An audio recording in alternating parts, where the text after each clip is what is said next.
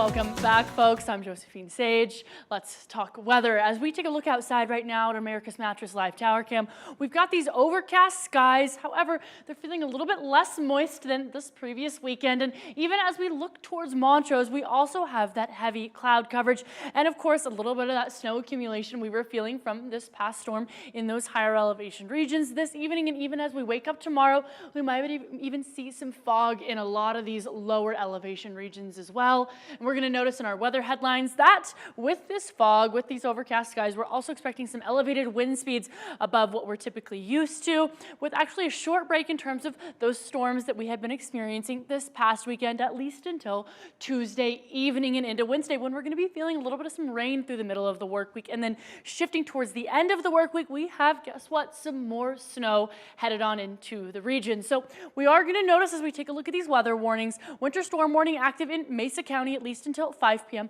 on Thursday. So that's right, we're looking forward into tomorrow where some moisture is going to start moving on in, and it's not just even for Mesa County. We're going to focus down through those southern regions, the San Juans, above 8,000, 9,000, 10,000 feet is where a lot of that snow is going to land. So not so much here in the city. Obviously, we're going to get some of that precipitation, but the Grand Mesa can expect yet another round of some fresh powder. If you didn't make it up this weekend, well, maybe make some plans later this week. Now, we're going to notice in terms of those current wind speeds, 9 miles an hour in Grand Junction right now, 19 as we look towards Montrose, a little bit less as we look into those mountainous regions, and our top wind gust from about the last 24 hours actually pushed up to 21 miles an hour in Grand Junction, 26 from Montrose, and again the past 24 hours.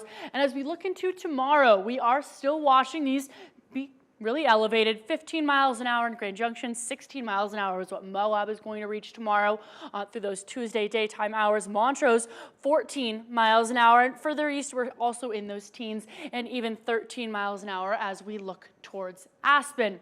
And as these wind speeds are elevated, we're going to watch the storm system we're looking forward to tomorrow start to move on in quite quickly. So that overall setup will show a lot of that moisture is actually coming on in with that southerly flow, focused over the San Juans, focused over that Four Corners region, quite similar to that past storm system. Now, fast forwarding into Tuesday evening, it's going to widespread, bringing some rain here locally, and those central mountains are also going to start feeling just a little bit of that snowfall. So our future cast, as we take a magnifying glass on this storm system, will show 6 p.m. tomorrow, Tuesday, early evening hours. The San Juans are getting hammered, a little bit of some rainfall, again, locally. Fast forward a little bit further, middle of the night on Wednesday, 2 a.m., still getting hammered over the San Juans. And fast forwarding a little bit further, starting to shift just a tad, but then again, widespread through those Wednesday days. And actually that precipitation will continue to stick around through, again, Thursday and Friday. In terms of the snow potential, we're going to notice a lot of it's focused more southerly,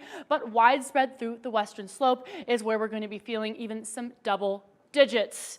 Now, we'll notice in Discovery Auto Group's 7-day forecast that those 50s above average temperatures are looking into tomorrow. But as we get towards the end of the work week, cold front's going to start pushing on through. We're going to start decreasing in temperatures closer and closer to those seasonal averages, but we're expecting quite the moist work week, at least until Sunday and Monday when that sunshine returns. And Montrose has that same kind of trend, but a few degrees cooler. And as the storm system moves on, and those accumulations are pretty uncertain, but as we get a closer look at these models, we'll keep you updated.